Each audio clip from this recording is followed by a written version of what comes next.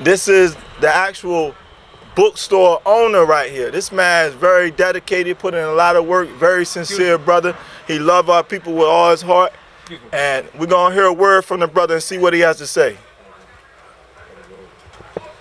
Shalom, Aki. Thank you for having me out. All right, man. Hey, maybe you can come through some other time. This is beautiful. This is beautiful. Assalamu alaikum. Come through all the time.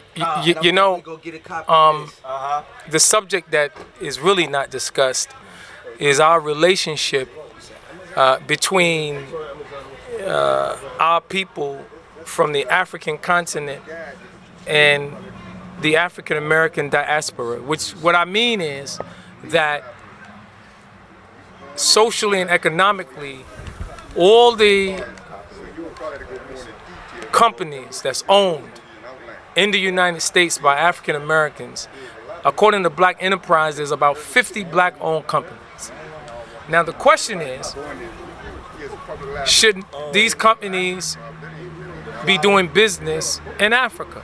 Should the African presidents have a relationship with the African American companies, and those companies should be over there doing business on the continent? Now, the falsehood is, the lie that this enemy has been telling us is that the African and the African American, that we don't like one another. The African don't like us and we don't like the African. That's a lie. I was in Ethiopia. In fact, I'm planning to take a trip within the next 30 days, inshallah. So I didn't see no hate from no Ethiopian when I was in Ethiopia. Our African brothers and sisters, they love us and we love them. The problem is we have been cut off for centuries. And when it comes to business on the continent, you got Europe in our business. You got that dirty nation of France in our business. You got America in our business. So that colonial mentality is still in Africa, all over the continent, to such a degree that the #1 selling product on the continent is bleach cream, skin cream, to make you lighter. And to believe it or not, most of the brothers and sisters that's using it are Muslims. So what does that tell the black man in America and the black man in Africa? The African brothers and sisters, not all of them, most of them, they come over here, they want to do business. But what kind of business? They want to go to school, they want to get money, they want asylum. But is that enough? Just to come to America because you just want to go to school and braid hair all day? And make a little bit of money and send back home to your family? And you want a green card or you want your papers? No, your first intention as an African before you come into America, the first reason why you should come is because you love your long lost brother and sister who you know you've been cut off from. And then when you come to us, and then you can come and seek the education of your enemy and seek his money and seek his asylum, because you already know that when you go around the country in the United States, how many Africans and African Americans is united doing business together? So our solution is crystal clear now. We need the African presidents to visit the United States and only visit the owners of black companies in this nation and black business people in this country like myself, so we can start producing and manufacturing our own goods instead of begging Europe all the time and looking to France and America. And now China is another player in Africa now. So our African brothers better be very careful. When I was in Ethiopia, I seen a whole area, Chinese doing business. Now they're going through the entire continent now. So the Chinese is going to be the new colonizers from an economic perspective if our African leaders are not careful. And our brother Robert Mugabe, he has the right idea. Muammar Gaddafi, may Allah be pleased with him for the good that he done. He had the right idea. So if our African leaders will understand one truth, to look at the wealth that the African American has, we're worth $1.2 trillion. Now imagine if you I'm talking about the African governments. Imagine if you contacted us and said, look, let's do business. What are y'all producing in the United States? I want that company in Lomé, or I want that company in Abuja. I want that company in Accra or Lusaka and all the other cities around the continent of Africa. But no, there's something holding them back. And it has to be fear. What are they fearing? Who are they fearing? We got everything under our feet in Africa. God has blessed us with everything. How can we have the most of everything of resources on the planet, but yet we're still the poorest? There's something wrong with the mentality of our people on the continent and the African American. And when they say, well, you know, the African American don't like the African. That's not true. We're just ignorant of each other. We don't want to sit down and talk and discuss. You know we can't speak 4 and 5 and 6 languages like you. Well, why don't you tell the brothers and sisters who come in them African shops and come in your business and look, learn French. But you got to be careful if you learn French, because you know how dirty France is. And this is why Africa is in a mess today, because of France. And because of the political dealings, the economic dealings with Africa, it's like they have a noose around our brothers and sisters' necks who's in power there. So what is your education has got you? I got brothers from Africa who keep telling me about, we got to get education. Well, what has that gotten you? You're still a slave with your degree from them European nations in America. You still can't control your own destiny for your own people. So what we got to do today is be very careful of who wants to do business on that continent. In fact, the first people should be allowed to do business on the continent should be the African American. Before the Chinese, we should have been invited. The European nations had their heyday for centuries on the continent, colonizing the entire continent, carved it up to now I think it's 56 nations now. Now since they produced the South Sudan. And look at what we're doing, sitting around, still praying to Jesus and hoping and saying, well, let God handle it. No, the scriptures teach you have to watch as well as pray. In the book of James, I'm talking to these Christians, these African Christians. You know what your book says. It says that your faith is nothing without works. So you got to be a producer. You just can't have faith. You got to get up and do. Now, I want to make a statement about our Chinese brothers. And I respect our Chinese brothers. I got mad love for our Chinese brothers in the nation of China. But I pray to Allah that our Chinese brothers are not coming with a hidden motive or a hidden agenda. And I pray that our African leaders are intelligent enough not to be used again.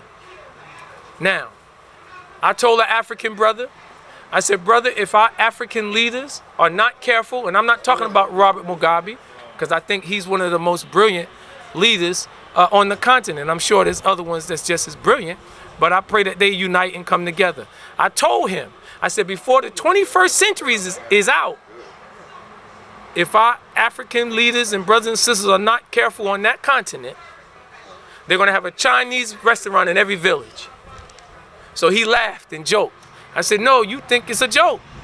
I said, what you think the Chinese was doing a few centuries ago here in America? They was laying down railroads. They was like a second or third class citizen.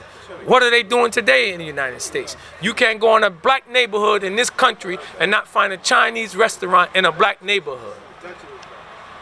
And you know that Chinese food ain't real Chinese food. They're selling black people fake Chinese food. It's garbage. The Chinese eat the real food at home. They don't even eat the food that they sell us. So that makes them wicked. You produce food that you don't even eat, and you'll sell it to poor African Americans who you know is ignorant, who you know don't have the knowledge of self, and who you know is struggling economically because of their state of mind. And I want to make another quick point since we're on this subject of Africa and the African-American relationship, you can see it's clear in Africa today, you have some of the most brilliant people in government.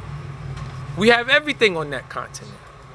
Now the question has to be asked, how come our brothers and sisters on the continent are not seeking to do business with their brilliant brothers and sisters who are of African American descent in this country? How come we're not relating with one another? How come we're not talking to one another? How come we don't have each other's emails and communicating by Facebook? There's no excuse today.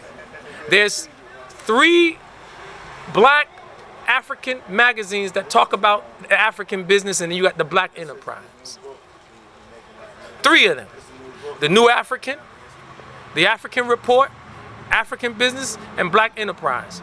Every African leader and every African businessman on the African continent should have the Black Enterprise in their office, doing business.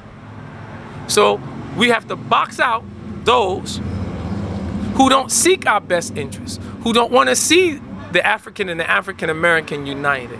Look, we're a family. We have always been family. You know there's a natural love for one another. When you see an African from Africa, you see him speaking 3 and 4 and 5, 6 languages. You know that the average African American can't even speak English proper. You know we don't have for the most part, not all of us, we're brilliant people, but you know what has been done to us over the centuries. Who wants to learn Hebrew? Who wants to learn Arabic? You go to the average African American and say, how many languages do you speak? We're not interested in learning French or Spanish. And in Mexico, right next door to us.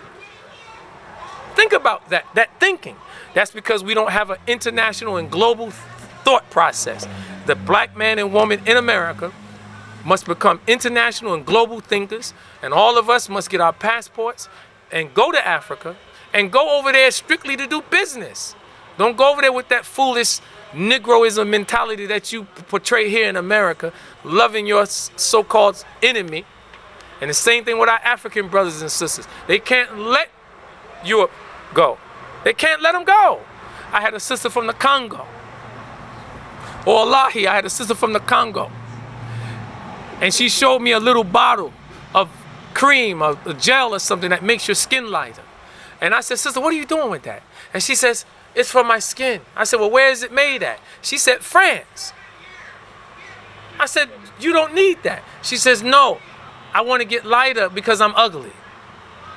That's what she told me, wallahi. I said, no, sister, you're beautiful. She says, no, look at my skin. Look at my skin. I saw beauty, but she saw ugliness. And wallahi, the past several years I've been seeing her. She's getting lighter and lighter, you see. Now see, no. See, this is a sickness, see, of self-hatred. You don't like the way God created you and you say you're a Christian. So when our African brothers and sisters come to America with that attitude, with that foolish thinking, that you different from the African American, look, man, don't come over here with that nonsense and thinking. And same thing with the African American. When we see our African brothers and sisters coming from Africa, we should welcome them in our homes and learn how to eat our traditional food. Because you know the food that we're eating today is garbage. It's not our food. Our diet is on that African continent, or what they call the Middle East, which is no such thing as the Middle East, by the way. It's just the East. They made that up to them dirty Europeans. They want to take Egypt out of Africa. That's right. That's right. So my argument is crystal clear, and I'm going to end on this note. When I was in Africa, I was in a hotel in Ethiopia, and I was using this soap. It's called Dudu Osun. This is the best soap on the planet to me. I've never used a soap better in my life. If you black in America and you're not using this soap, or you're not buying black on a consistent basis to the best of your ability, and you're not sacrificing for us, I said all black people in America, if you're not doing that, then you are 100% wrong and you need to be dealt with. When I was in Ethiopia, I was in a hotel and I ran out of the Dudu Osun. And it's another one called Amanchi made by our brothers and sisters in Ghana. And I went down to the front desk and asked where could I purchase this soap. And the sister and brothers that was at the hotel's desk said they never seen that before. They asked me where did I get that from, and I said Nigeria. And they're right there on the continent. I said, so you saying I can't walk around the corner to a little convenience store and purchase this soap? She said, no, we don't sell this in Ethiopia. I said, nowhere in Ethiopia? She says, well, not in Addis. I was sickened when I heard. It was appalling. And I said to her, I said, sister, you're telling me your president and the president of Nigeria is not exporting and importing everything that they're producing, something as simple as soap? And the brother said no. So that hurt me to some degree, and I said to myself, when I get back to the United States, inshallah, Allah make it possible for me to make it back safe. I'm gonna push this for the rest of my life. Every African nation, this should be in every hotel on the continent of Africa, in every household in America, and in fact wherever black people is on the planet, but definitely in Africa and the black households in the United States. So this is the proof. How can our brothers and sisters I know they're doing some business with one another. I know they're exporting and importing. I know they're doing some type of business. I know that for a fact. It's intelligent to do that. But when you don't have the soap that's made in Nigeria in your country being sold, and every other product that's made around Africa, then that tells me something. How come they're not exporting and importing? How come the African leaders don't have a business relationship? They have the African Union, the headquarters is in Addis. I'm sure they're doing business. I'm sure they're trading and exporting some goods. What I'm saying is they should be exporting everything that they're producing from each nation.